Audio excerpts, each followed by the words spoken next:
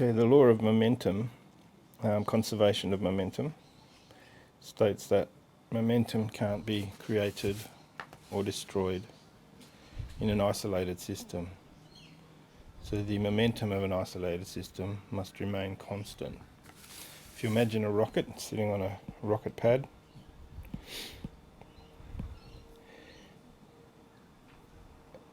the momentum is zero in both directions. So we've got momentum of the rocket plus momentum of the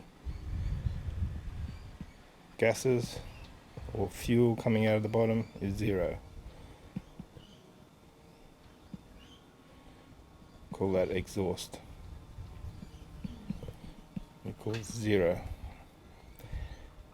When the rocket starts to take off, gases and fuel are shot from the bottom, going out with a certain momentum.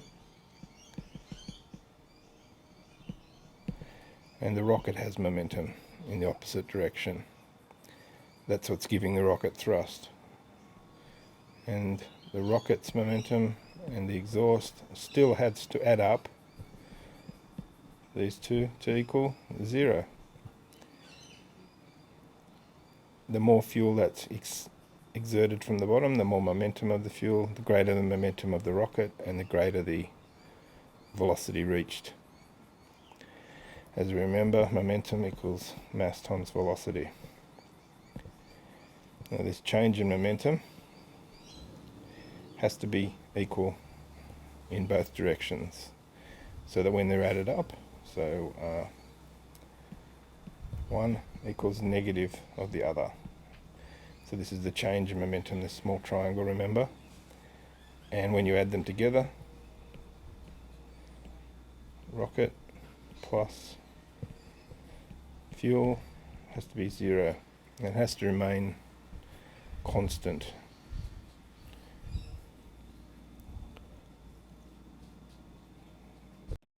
We also know that change in momentum is the same as impulse, or force times distance, times time, sorry. The amount of time a force acts is the impulse of that force. So the force, and we know this from Newton's third law, force in one direction is countered by an equal and opposite reaction force. So any production of gases out of the rear of the rocket has to be equal with the thrust of the rocket upward.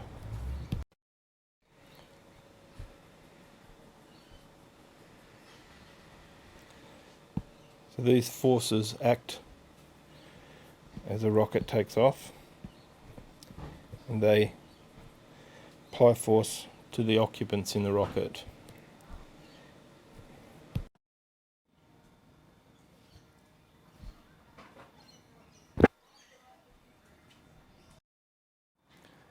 As a rocket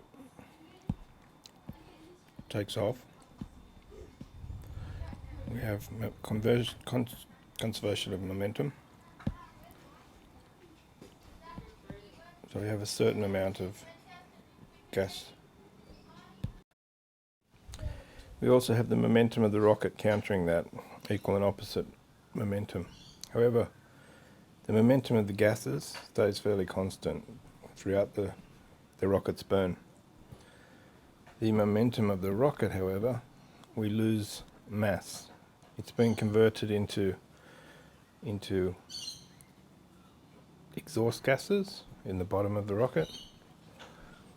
So we have the effect of this rocket is losing mass, but momentum has to remain constant because the gas momentum's coming out the other end is constant.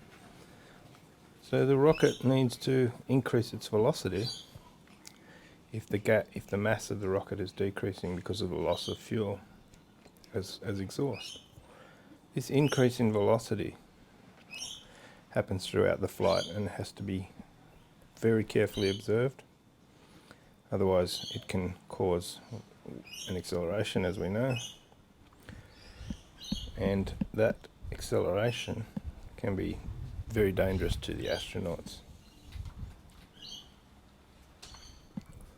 So remember, constant thrust as you take off, However, gas leaving the rocket means the rocket will lose mass.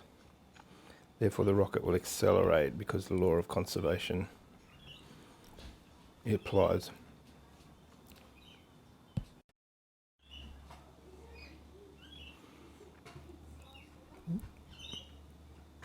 Turns out that pilots experience problems when their rocket accelerates between 3, 4 and 8 G. That's 8 times the normal gravity or the normal weight the pilot feels. Things like vision can be affected because blood leaves the eyes. Researchers have found that people could survive forces up to 20 Gs if they are laying down to stop their blood from leaving their head. So obviously the rocket seats might be in this direction. Stop injuries to the person's head moving backwards, keep the blood around this area so they don't lose blood. Faces upward so that their eyes don't fall, pop out if the face was pointing downward. And the contours of the couch would need to match the neck, the body of the pilot, the lower back, so that basically so your neck doesn't snap from the forces. But chest pains and loss of consciousness could be a problem if the pilot needs to react quickly to a situation. So these forces are caused by the acceleration of the rocket as the fuel decreases, but momentum is still increased to match the exhaust momentum, can cause real problems to a pilot.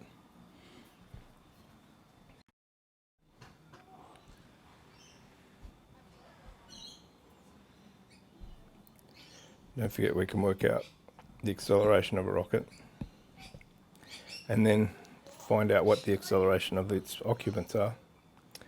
So we know the force of the rocket is the thrust minus the weight of the rocket. So we've got here the thrust upward and the mass or weight of the rocket down. The thrust needs to be larger than that. Weight force down, otherwise the rocket can't take off. Once you have this information, you can figure out because F equals ma. You have this equation, and you can do some rearranging depending on what you've got, what information you have in the question. But you can isolate A and then use that information to find the acceleration of the rocket in meters per second squared, and then you can use that to find out the forces on the astronauts.